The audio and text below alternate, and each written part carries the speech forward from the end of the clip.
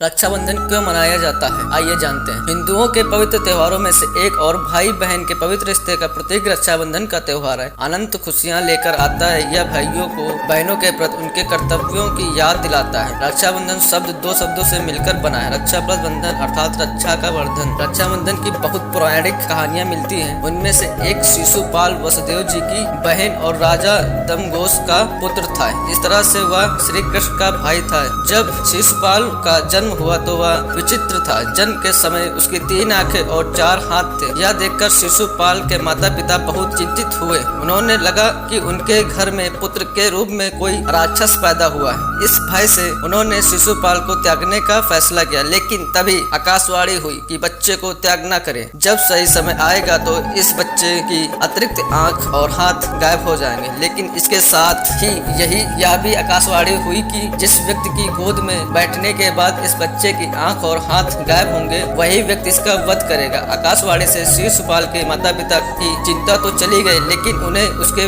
वध की चिंता सताने लगी। समय तेजी से बीतने लगा।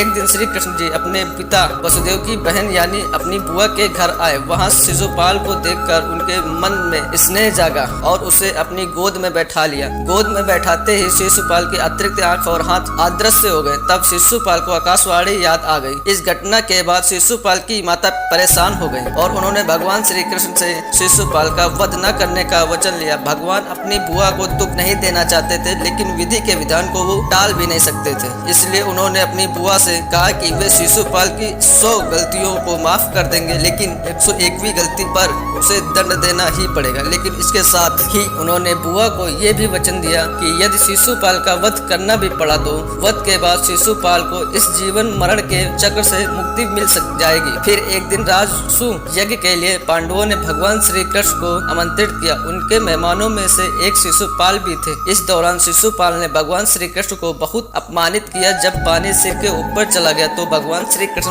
को क्रोध आ गया। तब भगवान की श्री कृष्ण ने शिशुपाल को खत्म करने के लिए अपना सुदर्शन चक्र छोड़ा। लेकिन शिशुपाल का सिर काटने के बाद जब चक्र भगवान श्री कृष्ण के पास लौटा तो उनकी तर्जनी उंगली में गहरा घाव हो गया। तब द्रौपदी ने भगवान श्री कृष्ण की उंगली को देखा कि उनके उंगली से खून बह रहा है। फिर अपनी साड़ी से एक टुकड़ा फाड़कर भगवान श्री कृष्ण की उंगली पर बांध दिया। द्रौपदी के स्नेह को देखकर भगवान श्री कृष्ण बहुत प्रसन्न हुए और द्रौपदी को वचन दिया कि वे हर स्थिति में हमेशा उनके साथ रहेंगे और हमेशा उनकी जीवन भर रक्षा करेंगे। तभी से कपड़े का वह टुकड़ा पवित्र धागे की निशानी बन गया। जिसके बाद चौपड़ के दौरान पांडव पंचाली द्रौपदी को हार जाते हैं। सभा के बीच दुशासन द्रौपदी की साड़ी खींचता है और मुसीबत की इस घड़ी में वह अपने भाई श्री कृष्ण को याद करते। जिसके बाद भगवान कृष्ण चीरहरण के समय द्रौपदी के चीर को बढ़ाकर अपना वादा पूरा करते हैं। ऐसा माना जाता है कि इस घटना के बाद से ही रक्षाबंधन मनाया जाता है। इस दिन बहन भाई की कलाई पर और माथे पर तिलक लगाकर भाई से अपनी रक्षा का वचन